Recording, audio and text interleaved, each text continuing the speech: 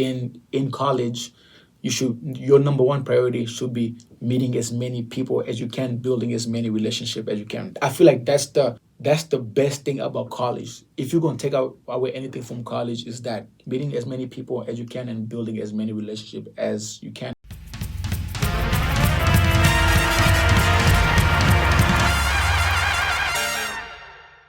Hey, Wildcats, welcome back to the UAZ Podcast. This afternoon we have Chris with us. He is one of the people who is building a business empire in real estate management. And he has been doing this for 5 years. Also, Chris happened to be one of a realtor, I don't know how you guys call them exactly. Realtor? Yeah, Yeah. for our house. And we really got a very beautiful house. So I can say that he's really great at his job. And we're really excited to have him on the podcast to share with us his journey, what he has learned throughout his career for 5 years, and some of the successes that other young people can take on, because we know that there are so many people who are really passionate about business, but they don't know where to start from, mostly when it comes to real estate management. So Sure. here he is with 5 years of experience, and so he's going to really share with us lots of insights. So Chris, you grew up across 3 continents. So I'm sure you kind of have so much experiences and background living in 3 continents. How did that global upbringing shape your mindsets on entrepreneurship and business leadership? Sure. Before anything, Yeah. I want to say thank you guys for having me over here. It is a pleasure, and I hope by the end of the podcast, might have convinced some people to come and join the real estate field. It's such a not just lucrative Yeah. money wise, but it's such a field that you get a lot of fulfillment when it comes to, just personal fulfillment. You get to help people with one of the biggest transactions of their life. Get to see how excited they are, how appreciative they are. It's good.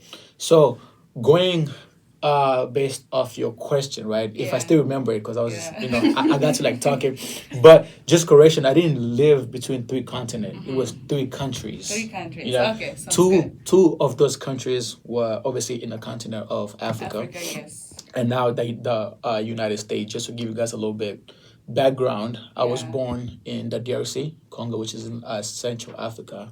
Lived there for about 2 to 3 years, and my family, well, my dad relocated first, moved to South Africa, Yeah. just to find like a better life. Um, yeah, moved to South Africa, and then a few years after that had called us, brought us over after he was a little bit more stable. So Yeah. I only lived in Congo for like 3 years. Wow. But most of my childhood is in South Africa, in Durban. Um, I forgot what question you asked me. What was it? So, like, how did that global upbringing shape the leader you are today? Sure. Yeah. Yeah. So I feel like the main thing that really shaped, considering living in like different places, is really being able to, number one, problem solve, and trying to figure out ways to work with different personality, because this is like 3 different cultures and like stuff like that. So I'm Yeah. able to work with different cultures and just keep my mind open. A lot of people, or a lot of like business people in like general, have not experienced working with like different cultures, so like they might have a lot of like cultural shocks and stuff like that. For me, it's I've seen it all. So like that has really helped me when it comes to like problem solving, helping people, figure out situation that might be tougher for other agents and just other business people in general. Yeah. So that has been one thing I would say that has really shaped my business, as far as like living in these 3 different countries, interacting with 3 totally different type of like people, different languages. That also does help, because Yeah. I it definitely taught me to speak different languages. So I'm able to help like a huge community that I do here. Obviously, I do my real estate stuff in like English, but I recently tapped into doing it in Swahili too, because I went back and looked at my business, and this is like, I would say about 60 to 70% of my clientele were like Swahili speaking. Um, And I would say like the main reason why they wanted to use me initially was obviously they understand the language and I'm able to really explain it to them better, because a lot of them they might have like a language barrier where they understand English but like not as good. A lot of them are buying houses for the first time, so it's such a new experience to them. It's like speaking a whole different language. So me being able to really walk them through the transition from A to Z in their own language, that has been a game changer for me too. So I don't get that experience if I don't live in those three different countries. Yeah. That's great because I'm sure like there are only a few realtor who speaks both English and Swahili. So it's great that Yes. you're extending that help to the Swahili speakers. Yeah. So when you were starting, was there a setback? Like, did you feel intimidated starting your career for the Yes. first time? Yes, there was 100% a lot of setbacks. I had this sense of like not belonging because I was so young, and at least at that time, because I got into real estate 5 years ago. At that time, it wasn't cool to be a real estate agent. Like I didn't know anybody that was a real estate agent at that time.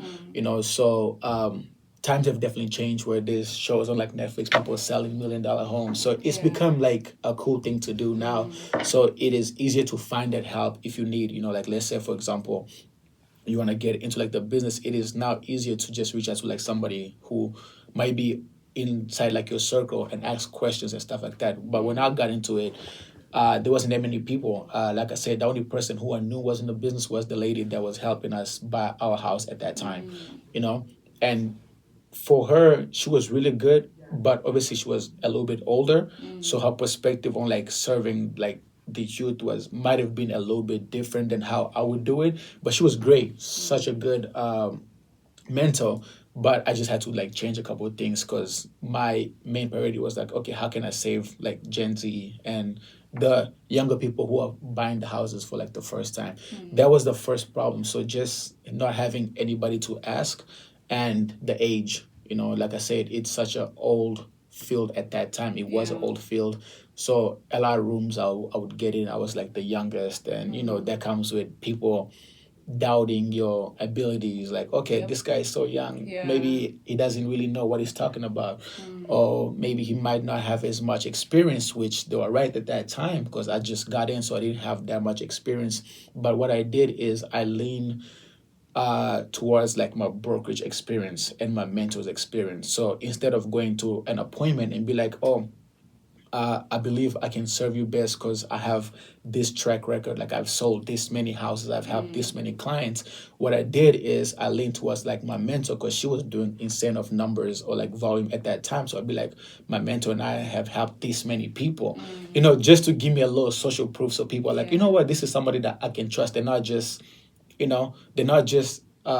learning as they serving me, because a lot of people are a little bit scared of that because this is like the biggest transaction of, I would say like 90% of people.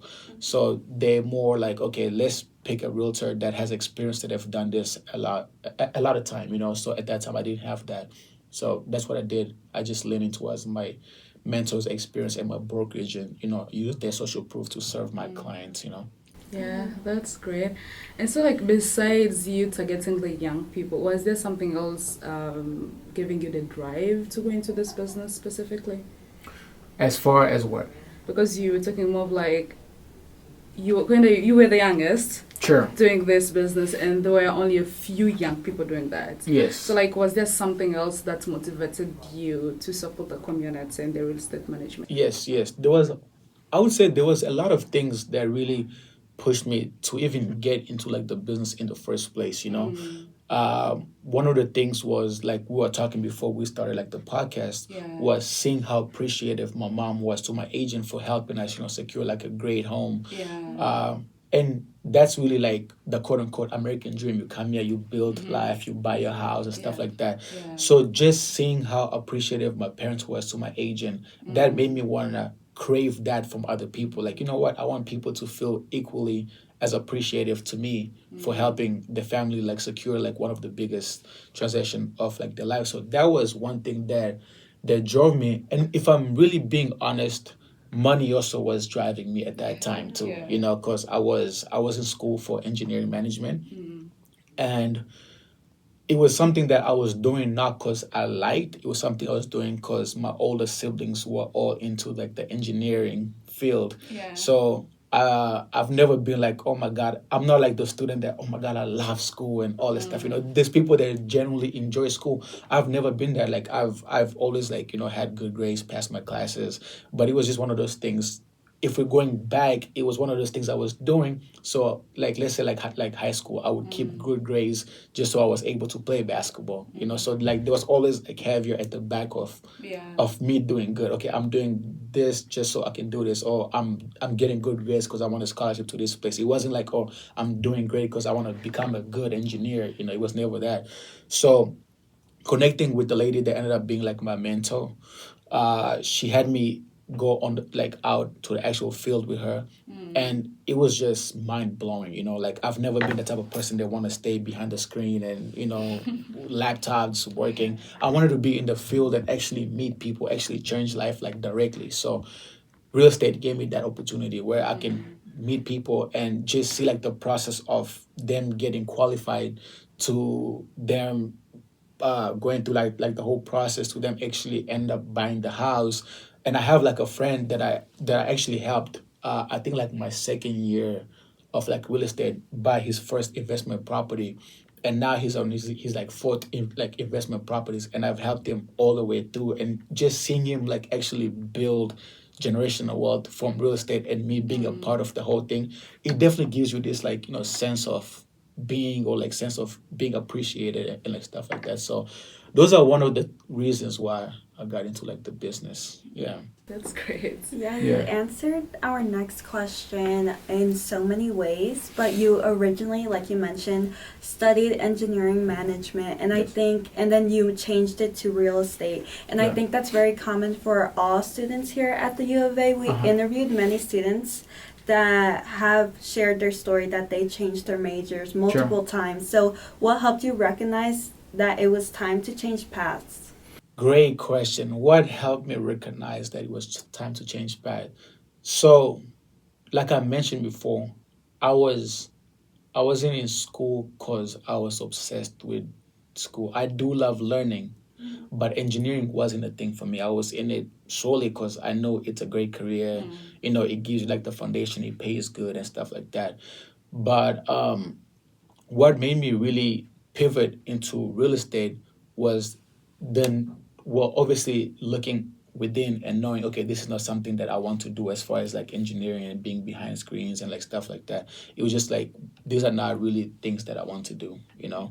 Sure, it like pays good, but so does a lot of other things that you can do and you actually enjoy it while doing it, you know. So that was one of the reasons why I wanted to like pivot into like real estate. I was like, you know what, this is something that I can do, have fun with it, and it pays really, really good if you are a really, really good agent.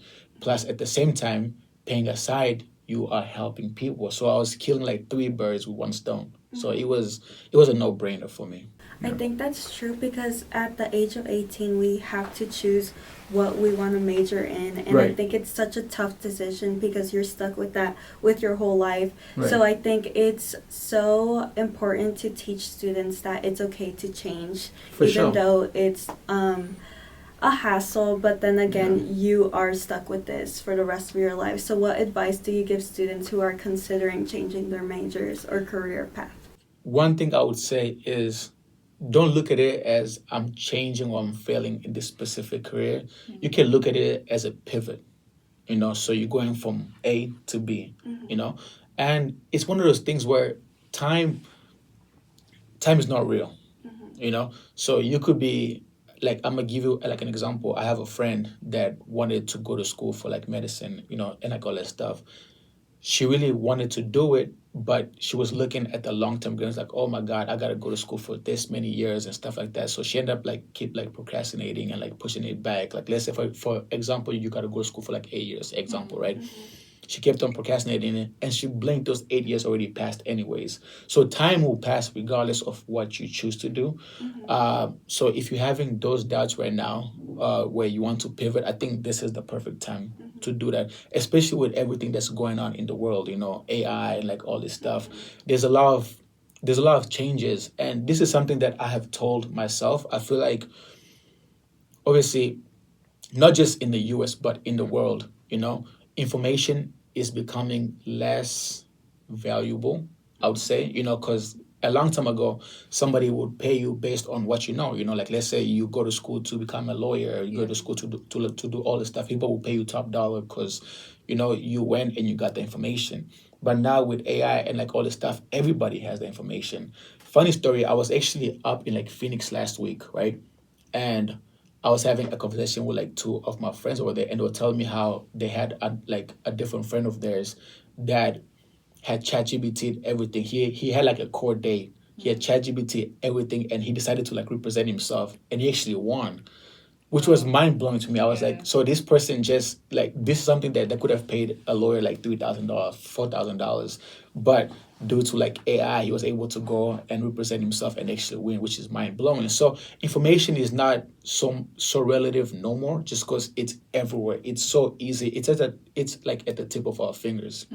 Like a long time ago, you'd have to spend hours to try to find, okay, if you had like a curiosity on like neuroscience or like brain stuff and like all this stuff, you have to go through hundreds of pages of like Wikipedia and like pages and stuff like that. But now with AI, it's a couple of seconds. They have all this like deep search and like all this stuff where you can get your answers, your question answered in a matter of seconds and stuff like that. So yeah, like I would tell them, man, if you having that doubt, this is the time. Just be open minded, be curious. Be very curious and just try it out. Time is gonna pass regardless. So why not try right now? At least see if that is something that you might be able or wanting to like pursue. If not, you can always reroute to like a different route. But we're here. Why not just try it and see how that works? Yeah. Touched on AI. Do you think AI will kind of affect your career path in any way? If anything, to be honest, I feel like it will enhance my career. So one thing I always tell agents is, no matter how much information sellers and like buyers have, they can, like, if I'm being quite frankly, a buyer can literally go on like ChatGPT or like Gemini and like all this like AI platform and figure out step by step on how to go through like the whole process. But it's such a huge transaction for people. They always need somebody to walk them through that, because there's a lot of things that AI cannot predict and stuff like that. So like let's say for example, you can ask AI, okay, I'm looking to like buy this property. How do I go on about it? AI will be like, okay, you find a property, because now this is as a matter of like I think a year or two, they ended up like changing the rules where like people can actually represent themselves now. They don't need like agents no more. So you can represent yourself, write your own contract, send it to like the seller. But there's a lot of things that you don't know. And the only way you would know those stuff is if you have experience in this field, right? So prime example, I'm under contract right now on a property that I actually help like my clients get. So like the property was listed for $320,000. We end up getting it under contract for $300,000. So that's already like a $20,000 reduction, right? So sure, AI can give you that part where okay, be able to like negotiate and bring like the price down. But what it wouldn't tell you or what it wouldn't give you is there are things called like seller concessions, where this is like actual money the seller is giving you as a buyer to either buy down your rates and help with like closing costs and like all this stuff. But unless you know to ask for those, because it's not just automatically asked for, or it's not automatically offered. So unless you really ask for it, and you know how to ask for it, you can lose out thousands of like dollars. Like I got like my clients, it was a total of like $22,000 in concession, because they initially got like $7,500, and then they end up like getting like close, I think like $15,000. So they're getting a $15,000 check when they close the house, So yeah, you have to like look at it like, sure, I don't get to have a person represent me as a buyer, but then how much money am I losing in the process? And another thing, a lot of people don't really understand this, because when it comes to me, a lot of like my buyers, like I've never had a buyer pay me for representing them, and you would know because I like help you guys buy a house, right? Yeah. So what I do is I negotiate my commission, because obviously real estate is a commission only field, like a real estate agent. So you don't get paid unless you close the deal, right? So I'm able to negotiate for the seller to pay me instead of like my buyers, and like vice versa. So it's just one of those things where if you're a buyer and you're not paying for a service, Yeah. why wouldn't you take it? It's like being offered a free lawyer that would advise you and do all this stuff for you without any money coming out your pocket. It's a no-brainer, right? So Still hope for more realtors. yes, Yes. there is hope for a lot of agents. There's a lot. It's not an easy field, if I'm really being honest. But for a lot of people that really want to work and build something for themselves, without relying on somebody else cutting your check and like all this stuff, relying on you eat what you kill. That's like a famous saying in like the field. Is there's endless opportunity. Don't listen to people who are saying it's oversaturated and like all this stuff. Like there's endless opportunity for everybody, like there's enough food for everybody to eat. There's enough everything. Like there's a lot of like buyers who are still representing themselves, sellers who are still representing themselves just because they don't know any agents. So if you're willing to go out there and like actually work and get your own business and actually leads and work them, there's enough space for everybody. I know you talked about challenges before, but I Sure. still have a question on challenges. So after you got your license in 2021 and purchased your first rental property by 2023, Yes. what were the biggest challenges you faced early on in real estate, and how did you overcome them? Because you did talk about a few of the challenges, but I'm sure there are so many other challenges. Oh man, I could talk about challenges half the time, because I feel like, if I'm really being honest, I feel like real estate is, I don't even think it's just real estate. I think it's entrepreneurship in general. Yeah. It's like, I would say it's like 70% failures and 30% success. But the good thing is that 30% overshadows that 70% failure. Like prime example, let's speak about like Thomas Edison. He did like 1,000 or like 900 or like 99 tries until he got like the light bulb at the 1,000. But nobody really talks about those 99% of like failure. They talk about, okay, he invented a light bulb. So your success when it comes to like entrepreneurship, yes, it's such a small percentage, because the more you try and the more you like failing at like different stuff. So I can talk about failure a lot, which I'm gonna go into like detail about. But you really only need one big win, if I'm really being honest, and then from there it's like a snowball effect. It just keeps going. It just keeps going. So for me, when it comes to failure, so you're right. I bought my first rental property. I was 23 years old, right? Still new in the business, like 2 years in the business. Still super naive, I'm like, oh my God, I'm buying this property. It's actually right there on like Walmart and like 22nd. It's a 5-bedroom, 2-bathroom. I was super excited. I'm like, man, this is like I'm finally building my American dream. Like I'm buying my properties. I'm doing this. I was super excited, but I was naive. I was new in the business. I didn't really know what challenges come with owning like a rental property. So I tried a lot of things, man. Like at that specific, like we can just talk about that specific one because it was like my first one. For that specific one, I tried Airbnb. I did Airbnb for like some time, but with like Airbnb, at least for what I experienced, because the location is really good. It's like a couple minutes away from like the mall, like a Park Place Mall. It's like 12 minutes from like U of A. It's like, I think like 13, 15 minutes from like downtown. So it's very central, Tried Airbnb. It was good for some time, because I got it around like the winter, so like I bought the property in December of like that year. So I went, I like furniture, I bought all my stuff on like Facebook Marketplace. I felt like an entrepreneur, man. I'm buying my stuff, I'm putting beds, I'm like furnishing the house. I really felt good. Put it on like Airbnb. The first I would say like 2 to 3 months went really well, because it's the winter. People are visiting, snowbirds are coming in town. People are just visiting because they're running away from the cold in like other states. They're coming to visit. So Place was booked, made some good profits, was excited. After those 3 months, cold, Yeah. cold. Like that, like I'm probably getting like one booking every other month, and like the issues that come with the booking, like people damaging stuff and all this stuff. Now I gotta repair stuff. Like it was just a lot. And then keep in mind, cause my mortgage at that property was $3,000 a month, right? So whenever it's vacant, this is $3,000 I'm just throwing in the drain every month. And I think there was a time it was vacant for at least like 3 4 months. Oh my God. So it's just every month you just seeing a whole $3,000 going, $3,000 going. It was hard. It was really hard. But then I decided to like pivot and like try something else. And everything I was trying was just, I didn't have a set game plan, right? So I was like, okay, you know what? I'm gonna turn like the property into like a senior living, Yeah.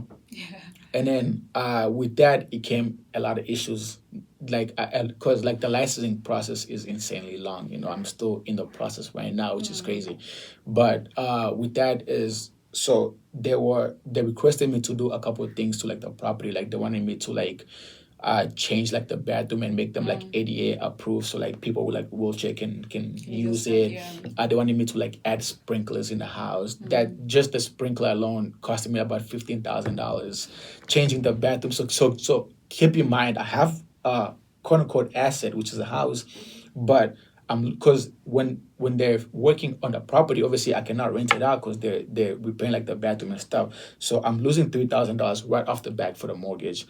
I'm paying for all this stuff, $15,000 for sprinklers or a couple $1,000 to do like the bathroom, to change like the outside. So it was obviously it started becoming like a liability because I'm like, damn, I bought this property. I was so excited to make money, but that has like since changed because now it's like looking bright. You just have to go through like that dark time where okay, I have enough money saved to where I can now take risk and like stuff like that. Those are just some of the issues I had when it comes to like that specific investment property. Yeah. But my advice, which is goes into like my advice for people when you're buying a property, especially if it's an investment property, have a game plan, because that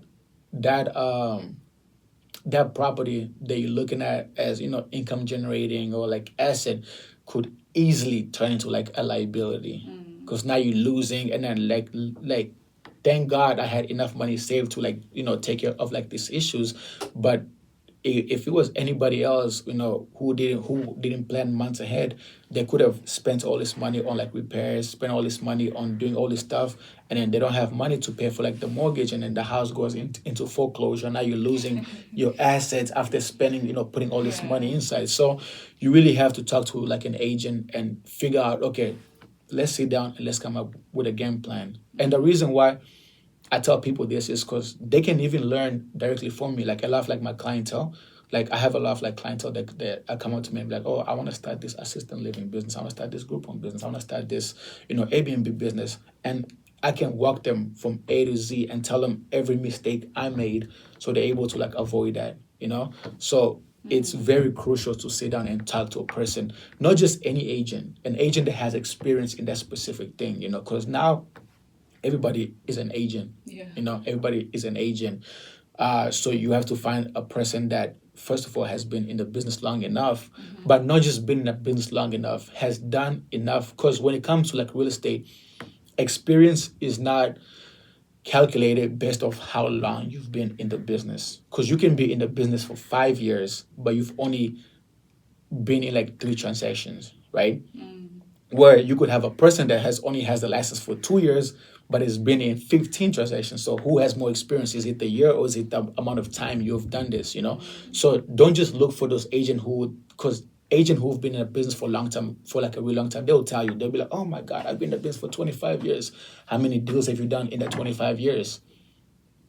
So finding people that have experience as far as like they're actually closing deals, they're actually going through loops and actually solving problems. That's one thing I'll tell them. And whatever, if it's like an investment property, whatever investment property you're trying to get into, get an agent that has some sort of experience in that. So if you go to like an agent that's have never owned a Airbnb, they'll be like, oh yeah, you can make so much money from Airbnb, but they don't know their seasons. So if you buy in Tucson's, there's specific seasons where you make a lot of money, but you can pivot in those slow season and do something else with like the property within those time.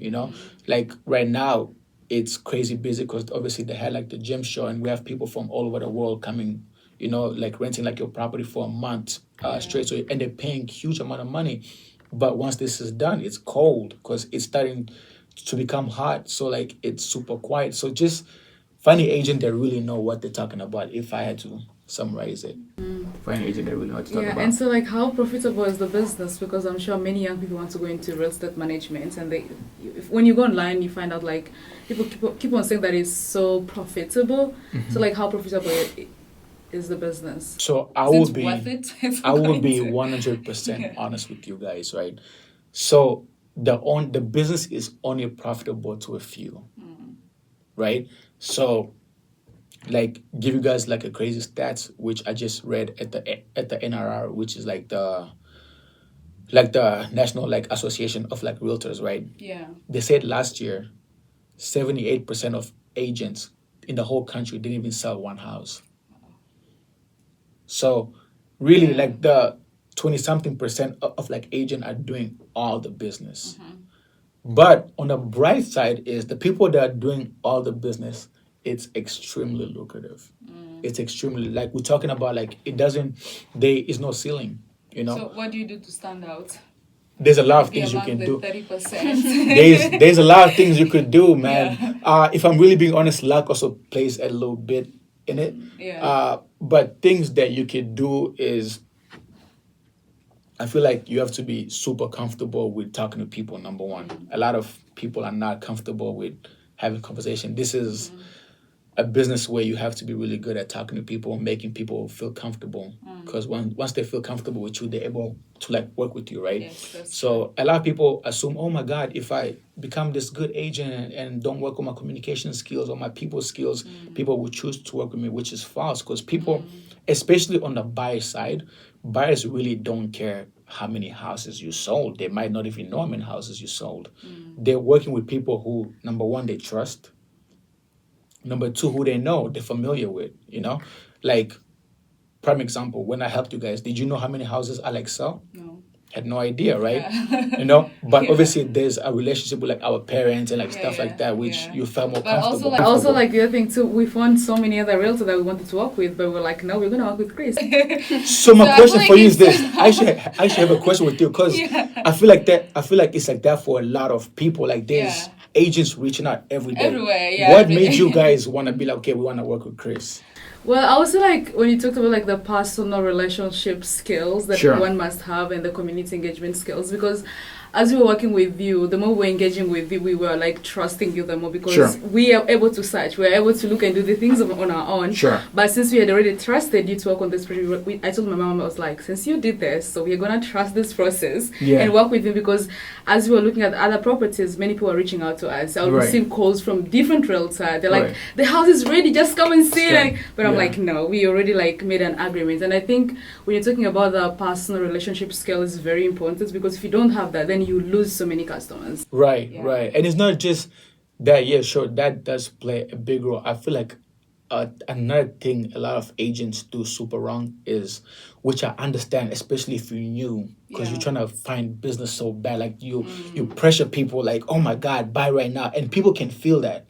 Like they feel as if you're not giving them a chance to even breathe. Like a lot of agents are like, oh my God, do this, let me show you this, how I signed up like the papers on it. Like there's been a lot of experience actually happened this morning, because I mean, I love like Facebook group, right? And there's this lady that like posted on, I just moved to like Tucson, I'm looking to buy a house with my like husband, whatever, like anybody has suggestion for lenders, and like Realtor went into like the comments, every Realtor is in there, use me, right? So I was like, okay, cool, I'm gonna still comment, but I'm gonna go the extra mile to actually message her, like a direct messenger. So we just having like regular like a conversation. I try to give as much information and game as possible without them feeling as if they have to use me, you know, because the more I just help them out generally out of my heart, you know, like giving them information. Okay, these are the stuff that you have to look for. These are the stuff that you should avoid and all this stuff. Yeah. I won't be like, oh my God, let's set this appointment. Or let me see you today. You know, that's what every other agent would do. Yeah. You know, but they're not. A lot of agents are not focused on giving the information for free and generally helping people. They're more focused on, let me set this appointment, let me close this real quick. But a lot of buyers are like, you know what, I want a person that, number one, does not rush me. Number two, explains. Because you need to read those documents. Yes, you gotta read those because it's a lot of paperwork. You know this, right? Yeah. But like you want like an agent that doesn't only rush you, but explains everything thoroughly and waits for you to make your decision. Yeah. You know, so I feel like it's in every field. Don't look too thirsty. Just, you know, do whatever you gotta do as far as like helping people, and let them make the choice. Because if it's like your clients that was made to be like your clients, they'll end up working with you. And I know a lot of agents will be like, oh, that's easy for you to say because you do a lot of business, you know. True, you know. But at the same time, I feel like once I pivoted to that, like, you know what, I'm a generally just help people. If they decide to use a different agent, no hard feelings. I'll see them, I'll still talk to them. I've even had people where like I will help them with like, you know, all this information, help them get qualified, help them fix their credit, and then they end up using a different agent. Obviously, you feel some type of because I put in so much work because pulling credits and all this stuff is not free. You gotta invest money out of your own pocket, you know. And then coming up, like sitting down, coming up with like an exact game plan. Okay, these are the stuff that you gotta do to increase your credit. This are the stuff you gotta do. A lot of people don't see that background work, but like, you know, they go to work with like a different agent, which is okay, you know. But I had a situation where I helped a person do that. They went with a different agent for whatever reason. It might be somebody they know better than me, they trust better than me. Cool, you know. I'm not mad at them. But then something had like happened in the transaction that did like the agent didn't disclose something to them. You know, end up like having like a house with a leak and all this stuff.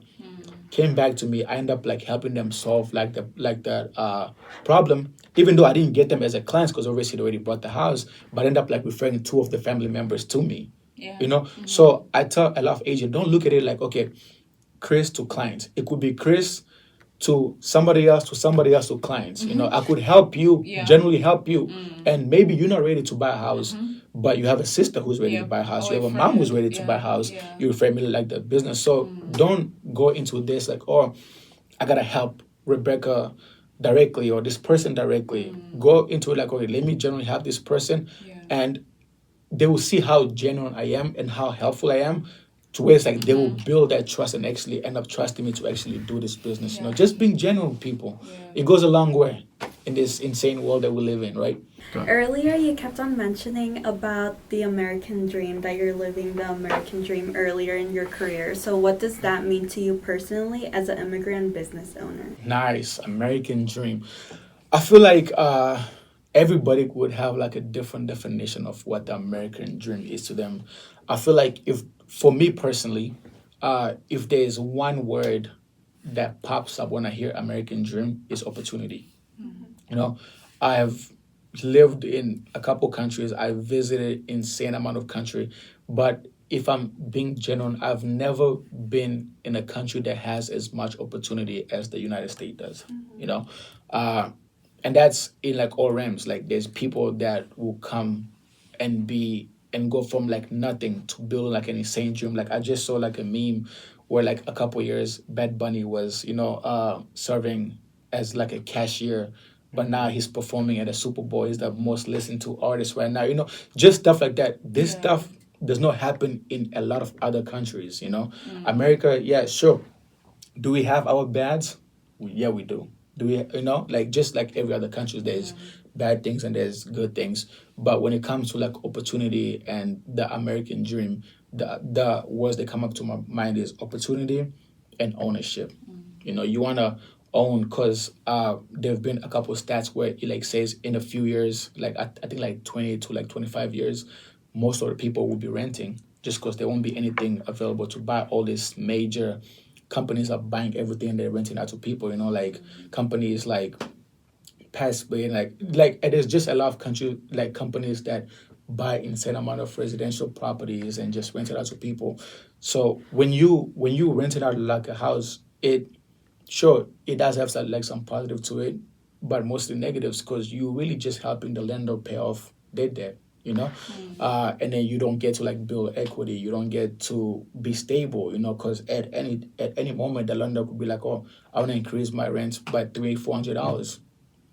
And you might not be financially ready at that time to have that sort of increase. So it forces you now to move to a different place, and your kids, or if you have kids, now have to go to different schools, make new friends, and all this stuff. So there's a lot of things that comes with home ownership. Number one is definitely stability, and that's all part of the American dream, And it's not just that. I feel like, to me, also, when it comes to me building this American dream that like I'm like talking about, it's not just about the money, about the assets and like stuff like that. It's also educating people about the real estate field. Like I want to see a lot more young people get into like the field. There's an insane stats where I think 97 or like 96% of all millionaires are made through real estate somehow. So it's something that, if you look at the track record, has worked for years. Such a good investments and stuff like that. So it's working. I feel like you don't have to become like a real estate agent, but you could get into real estate by becoming like a real estate investor. Owning properties, owning commercial buildings, owning all this stuff. And it's not as expensive as people think it is. A lot of time, like I talk to people where they're like, "Oh my God, I thought you had to put down $20,000 to buy like an investment property. You had to put down this insane amount of money." But I've had clients who go get into like a property and only pay like $3,000 out of pocket. I recently had a client that closed on the property and they wrote them a $15,000 check for buying the property because I was able to like negotiate like credits and like stuff like that. So, but it all boils down to having the right person to work with, trusting the person and letting them, walk you through like the whole process, because it's a pretty difficult process. And also when it comes to stability, it's so important if you're coming from like a different country, mostly like African countries. Usually like everybody has got a land and they have a home, they have a stable life. Yeah. And when you come here, when you have to rent different properties, and like you said, if they increase the prices, you really have to move somewhere else. So if something is going on in that apartment, you have to move on. And so you're not really stable in one specific area, but like when you're able to help the community build those like specific homes for their kids or for their family members, they feel more secure and more stable. And it's not even that. Actually, let me blow your mind. I was watching this video of this guy that did like some research on kids behavior. And a lot of kids who are in rental homes and they move consistently tend to act up more at school, which is crazy. And I was thinking like, why would that be? But obviously they don't get a chance to not just meet but build relationships, because if I'm here this year and then I start to like build a relationship with like my homeboy, right? And then we're so close, we're so tight, and the next thing my mom is like, oh, you gotta move to a different school. Now I gotta try to figure out how can I meet more friends? How can I, that could even have an impact on your kids as far as them not being stable, which makes a lot of sense. And then it might not even affect them right now. It might even affect them in the future where, okay, they're more quiet now because they keep to themselves because they don't want to open up because they feel like, you know what, why should I make friends when we're going to just move again next year? Yeah, I have met a couple of kids who are like that. They don't speak to anybody else. And you're like, why? It's because they were always consistently moving to different schools. And I'm like, they're so shy because like there is no point of making friendship in life anymore. And so it does affect kids psychologically and also on their performance. And For sure. That's why you keep on wondering, like, why are my kids not doing well in school? It's because they were affected already. Exactly. So for students who are interested in business or real estate, what habits or skills should they start building now before they graduate? Number one thing I would say, this is something that I've had to implement this year too. I had a meeting with like my coach and my mentor, and this is something that I started implementing and I could see a huge change in just like my lifestyle. Number one is creating habits, right? That goes as detailed as like your calendar. Like right now, everything's in my calendar from the morning. Like I have, I'm like up at like 6. I'm at the gym at like this time. I'm done at the gym at this time. I'm at this specific appointment at this time. So if it's not in my calendar, it doesn't exist, And that also really helps you build habits. So building habits definitely one thing that I would tell them to start working on right now. Whatever that looks like for you, it could look different for different folks. Number two is develop a communication skill. You know, most people, another crazy stat, public speaking is one of the biggest fears people have, more than death. Is that not crazy? Yeah. People are afraid to die. People would rather die than go up and speak to people. So public speaking, I took like this thing like what is it called, like Toastmasters? Yeah, it was like a long time ago, but just stuff like that, personal development, working on having a conversation. What I do now is we have this game, like I'm playing with like my mentees, because I had bring in like three mentees at the time, where like now I'm like showing them how to how to maneuver around like the business, and I started this thing with like my mentee, one of them who's like ready right now, where we tracking how many number of people we talk to per week, and the minimum is 60. So you have to talk to at least 60 people every week. And how I've been able to do it is I'm like just having conversation with like random people at the gym about random stuff. Like I'll meet a guy, or like a girl, I'll like compliment her, or him on his like physique, and that builds into like a conversation about other stuff. And then next thing we following each other on like social media, and they're seeing like my post, and maybe they become a client. So just having conversation, but I'm not even so focused on turning them into clients. I'm more focused on improving my communication skills, having this random talk. Like, I want to be like this is crazy to say, but like, do you know like those old people that like, I haven't experienced this in a long time. When I used to take like a bus, where I'll sit at the bus stop, and it's this random old dude. They would just have a conversation with you about the most random stuff, and you'd be like, what is this guy talking about? But like, you blink, you've been talking to this guy for like 30-40 minutes. Those are the type of people I'm trying to be now. Like just having random conversation with people. Like I will compliment a person about their shoes at the gym, and then be like, oh, I've been thinking about getting into running. What shoes do you recommend? That turns into more conversations. Just improving my people skills, like having conversation with as many people. If they can focus on those two things, which is routine and people skills, conversations and stuff like that, I feel like as an entrepreneur, their success is inevitable. And were you always an extrovert or an introvert growing up? This is crazy. I was an introvert. Okay. I didn't like, so fun fact, a lot of people from my past know this, but growing up, I had a huge stuttering problem. Like so bad, like I could not have a conversation with like anybody. I still stutter every now and then, depending on the mood. Yeah. But it's nowhere as bad. Like it was so bad, like I couldn't even have a conversation. I remember this is in like, I think like 5th grade. I was sitting in class. It's a funny story. I was sitting in class, and I was telling my friend who was sitting right next to me a joke, right? And he just busted out laughing like he was dying. So the teacher saw that. So he was like, Chris, the whole class want to hear the joke too.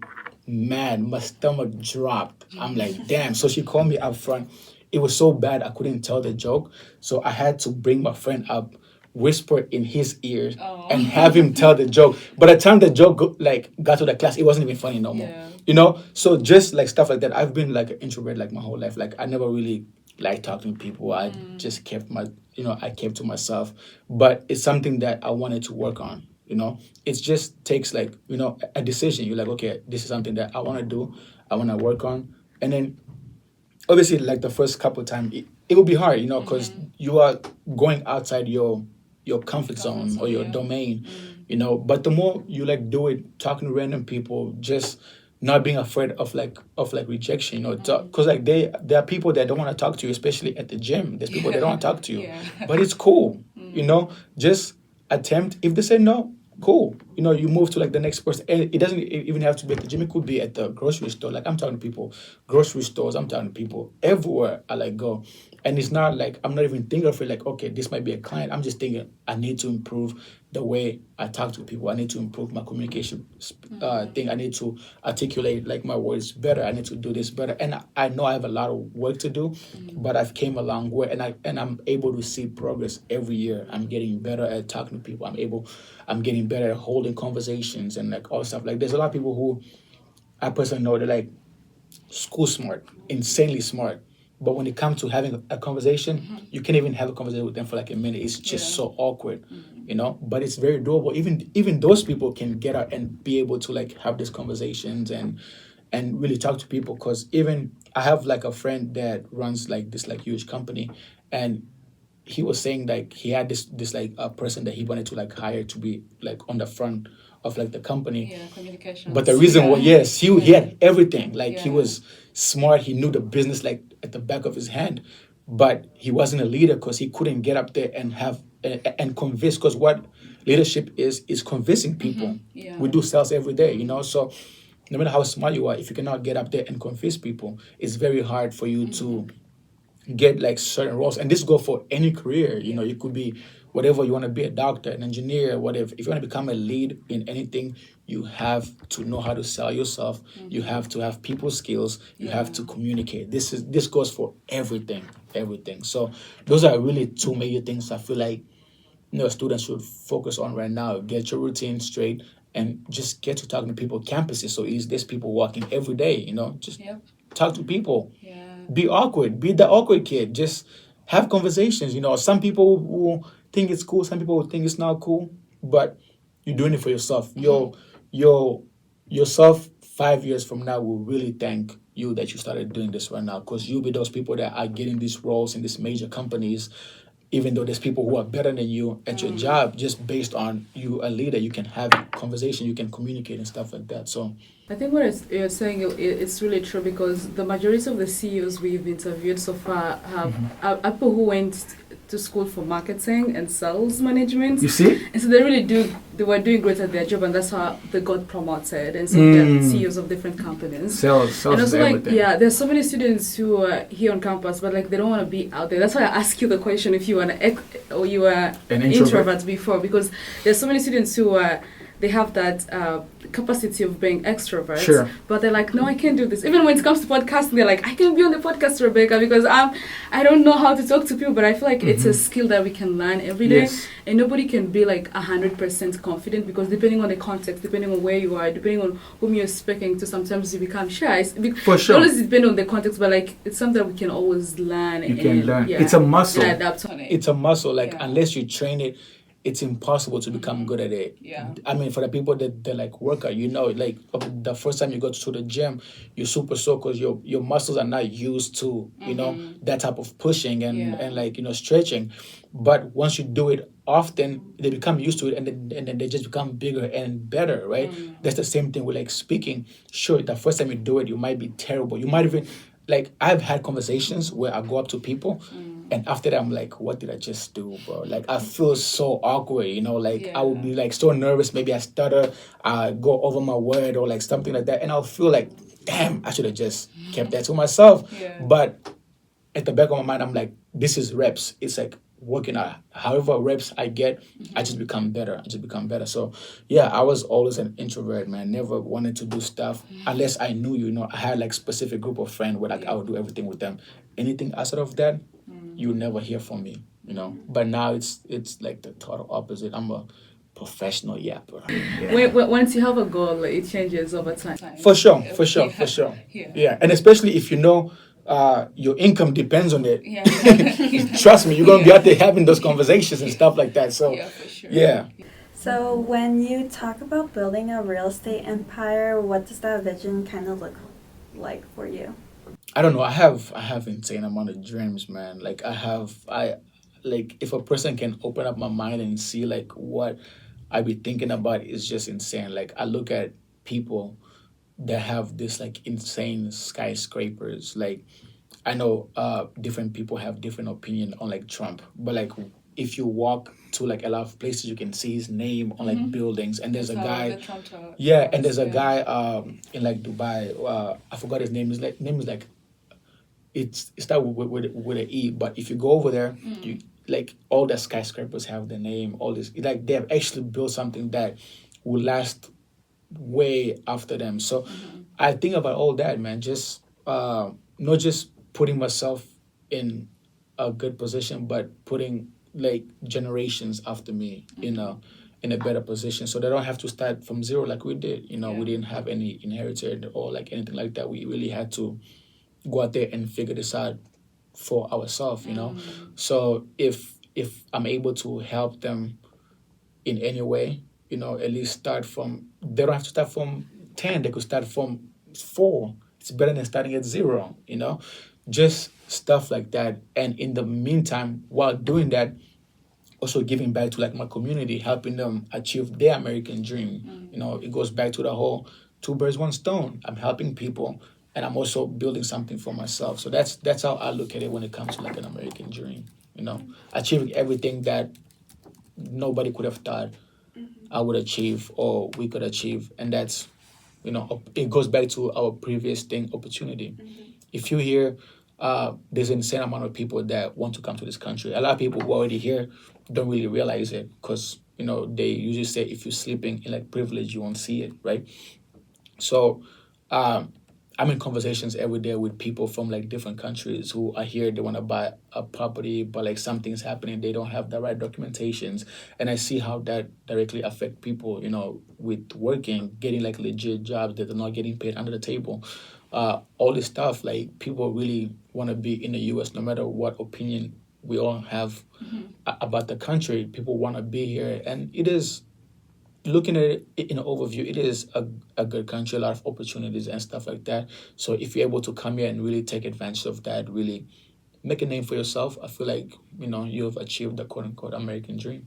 And so, like, how do you kind of, like, stay grounded? Not only that, but, like, how do you still stay on your dream? Because, like, when it comes to real estate management, there are only a few Africans into this business. Sure. So, like, I don't know, because I've asked you this question earlier on, like, what really motivates you, but, like, what really helps you stay on track and continue having this dream of saying, like, yeah, I want to build this empire, and yet there are only a few of you in that business? Yeah. Like, don't you feel afraid? Because I've spoken to a few Africans, and they're like, I'm not going to do anything insane. I just want to work for a company and, retire and die sometime.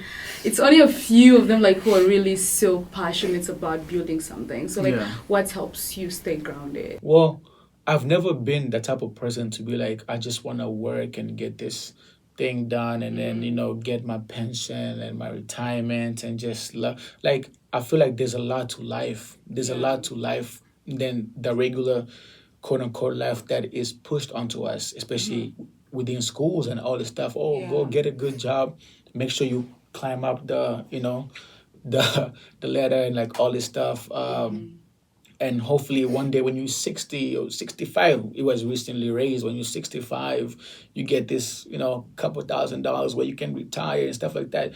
But what they don't tell you is inflation. That money won't be worth nothing. By the time you're like 60, it won't be worth half as much what it's worth right now. And what if you live to 80, 90? The money will run out.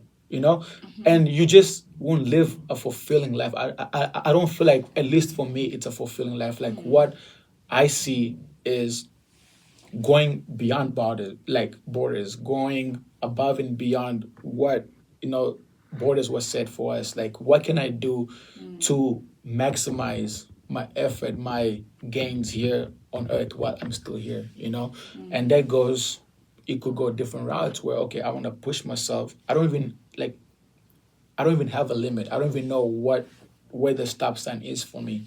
I just want to see how far I can go with the time, that I'm still here. That's a great mindset. And at the end of the day, like, sometimes, like, our life is not just about us. It's sometimes about the people who are around you, your community, and at least live it better than the way you found it. Yes. Not just 100%, as you found it. 100%. Yeah. So now, back to real estate management. How easy is it to get a license if I want to start today? Well, different states have, like, different laws on, like, licensing and stuff like that. Speaking specifically for Arizona, they have a specific number of hours that you have to do. So you could divide that, whether you take, when I took it 5 years ago, I did 8 weeks. I don't remember the exact number of hours that you have to do, but after you complete the number of hours, the quote unquote pre-licensing course, you can you have to take the school exam. Once you pass the school exam, you gotta take the state exam. Yeah. Once you pass the state exam, that's when you are officially licensed. So it could take, depending on the person, because it could take one person 4 weeks, it could take one person 8 weeks, it could take one person 6 months, a year. So it just depends on how much time you put in towards this. Because I know when I took like my classes, I tried to like do it like around like summer when I didn't have school, because at that time I was still in like school. But I cut off everything. Like I wasn't going out. I was just studying and like trying to pass this exam. And quite frankly, it's not an easy exam, if I'm really being honest. It's like, especially for me, English is not my first language. So it was really like learning a whole new language. There's a lot of words I heard. I didn't even know what English I heard for the first time. But remembering different laws, because a lot of people get sued in this business. People assume every agent is making insane amount of money, and once people have that assumption, they wanna, how can I get some of the money? They're ready to sue you and all this stuff. So you gotta have a lawyer on speed dial, damn near. You gotta have a lawyer on speed dial. You gotta do all this stuff to try to keep yourself out of trouble. But if you stick with it, man, it is worth it. It's everything and more. So, given that you've been building your business for 5 years now, are you taking on mentorship at the moment? And how many can you take in a year? If students are interested to learn from you. Okay. I was actually this year was the first time I even considered taking mentorship. Yeah. I feel like if you're getting into the business, having a mentor increase your success, I would say by at least 60%. So I was lucky. The person that was helping us ended up becoming like my mentor. Ended up like learning from her. So this year I was like, you know what? As a way to like give back and actually, have people get to know like the business, let me consider having a mentorship. Posted it on like my social media, insane amount of inquiries. Yeah. I had close to like 40 people that wanted, mentorship. But if I'm really being honest, I cannot mentor 40 people because I'm already busy, and I don't want to be like that person that say I'm gonna mentor you but not give it my all and actually give it my time. So I ended up picking 3 people out of like those 40 that I feel as if were ready and were actually serious about putting everything to the side and actually learning the business and actually have a high rate of like success. So right now I'm working with 3 mentees. Will I bring on more? Most likely, depending on how busy I am and like what I can actually commit to. Yeah. So it's never off the table. If you feel as if mentorship is something that you're looking for and you're really, really serious, I will look at it as they come. You could always reach out to me via Instagram or like just social media in like general. I usually give people my number, which is 520-358-4385. You could always reach out. Whether you're looking for mentorship or your parents are looking to relocate here, needing some real estate help, whatever it is, just anything real estate, I'm your guy to go to. Okay. Thank you. Do you have anything else you want to leave with our viewers? Anything specific? Nothing specific. Let me see. I want to talk to the 22-year-old me, which is a lot of them who might be watching like this podcast. I'm still in college. I'm a little bit confused on like what to do, which route to take. Number one thing is I'll tell them is time is an illusion, right? So you feel as if you're young, you're 19, you're 20, you will blink, you're 25, you blink, you're 28. I can literally remember me being in college and I'm turning 28 in a couple months. I'm 27. And then I'll blink a couple years, I'm 30, 35, Time is an illusion and it goes by fast.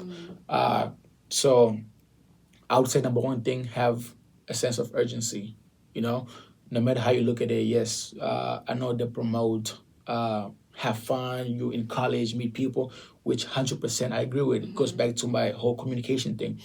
In college, your number one priority should be meeting as many people as you can, building as many relationships as you can. I feel like that's the That's the best thing about college. If you're going to take away anything from college, is that meeting as many people as you can and building as many relationships as you can, because you never know where those relationships go. It could be the next Jeff Bezos, it could be the next Elon Musk, and you building like those relationships would really help. It could be your next investor if you plan to be like an entrepreneur or like something like that. So building as many relationships as you can, having a sense of urgency, really working towards something and trying as many things as possible. Be open minded, be willing to like try stuff. Whether like if you have like a summer where you're not doing anything, pick an internship in a most random field that you're not even in it.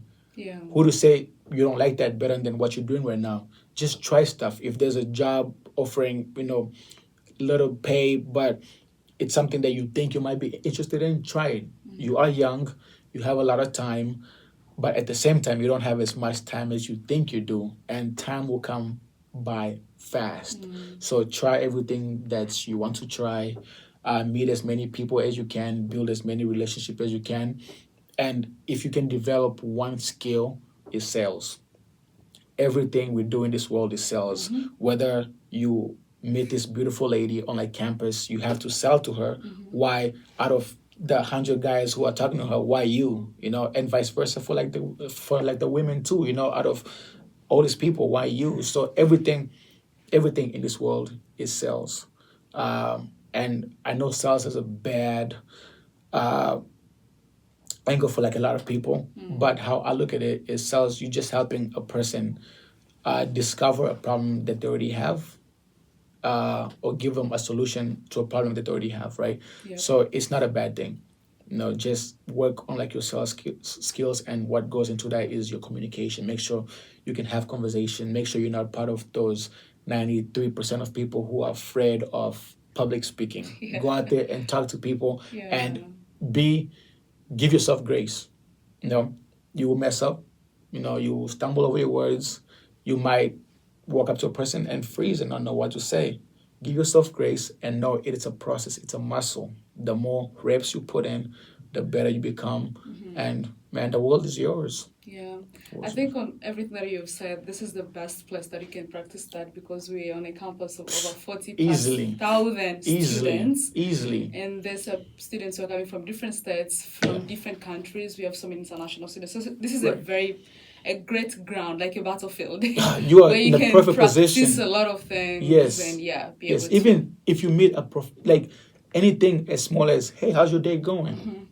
That's it. It doesn't have to lead to more conversation, but sometimes there'll be a lot of people you meet where it does lead to more conversations. You end up building actual genuine relationship that will last you your whole life. But it doesn't get there unless you say, hey, how you doing? How's your day going? Or just small stuff like that. And you'd be surprised how many people you brighten up their days because they've been down and nobody has like spoke to them, and you just ask them, how's your day going? Give out compliments. It's free. You could be like, hey, I love your shirt, I love your shoes. It's free. You're not paying for compliments. It's free. So give out compliments, have conversations, and meet people. Thank you so much for coming to the UAZ Podcast. Yes. Really appreciate your time. We know how busy you are, working in different, I think, fields and different jobs as well. But you happen to give us your 1 hour with us and share with us your experiences, what you've learned through your 5 years period. I know that's a lot. You overcame lots of setbacks, a lot of, I think I'll call them, not mistakes, but like learning along the way. Curves, yes. Those curves. And you came from a background like you didn't have experience, you didn't have somebody to look up to, but you are able to navigate all those challenges, which is really great and impressive. And I'm glad that you're already having mentees that you're mentoring, so that like they can also move in your footsteps and be able to give that joy and happiness to other people who are looking into starting their new life or their American dream, which is super great. And we are proud of your work. Thank you so much. And thank you guys for having me. I really do appreciate it. I hope if people can take anything from this podcast is, failing forward, trying stuff.